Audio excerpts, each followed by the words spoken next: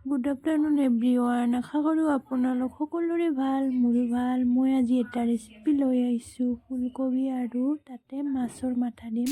প্ৰথমতে মই কেৰাহীটো গৰম দিছোঁ আৰু ইয়াতে মই পিঁয়াজ আৰু দুটা জালুক দিছোঁ। সেইখিনি দিছোঁ, দিয়াৰ পিছত অলপ টাইম ভাজি লৈ ল'ম। তাৰপিছত ইয়াতে অকণমান পাঁচফোৰণ দি দিছোঁ। পাঁচফোৰণটো দিয়াৰ পিছত ইয়াতে ফুলকবিখিনি দি দিলোঁ। মই আগতে কবিখিনি আচলতে সিজাই লৈছোঁ। সিজাই ল'লে ইয়াৰ ৰসখিনি ওলাই যায় আৰু খাব ধুনীয়া হয়।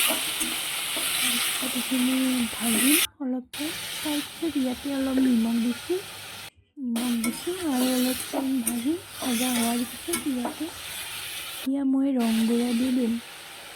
ৰং গুড়াখিনি দিলোঁ। তাৰপিছত আৰু অলপ টাইম ভাজিম।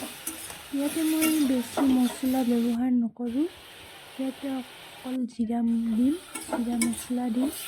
জিৰা মছলাখিনি দি দিলোঁ আৰু অলপ টাইম পিছত ইয়াতে আদা আৰু নহৰু পেষ্টখিনি দি দিলোঁ। আদা আৰু নহৰু পেষ্টখিনি দিয়া হোৱাৰ পিছত আৰু অলপ টাইম ভাজি লৈ ল'ম। এইখিনি ভাজি লোৱাৰ পিছত ইয়াতে পানী দি দিম।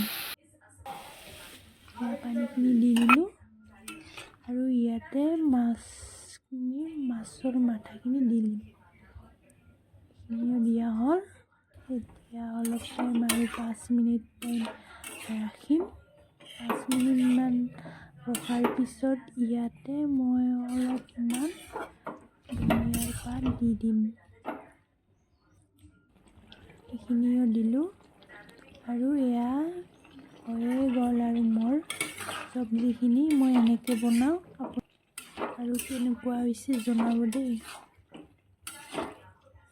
এয়া হৈ গ'ল মোৰ তৰকাৰীখিনি। এইখিনিয়ে আজি ভিডিঅ'খিনি। আশা কৰোঁ আপোনালোকে উপভোগ কৰক।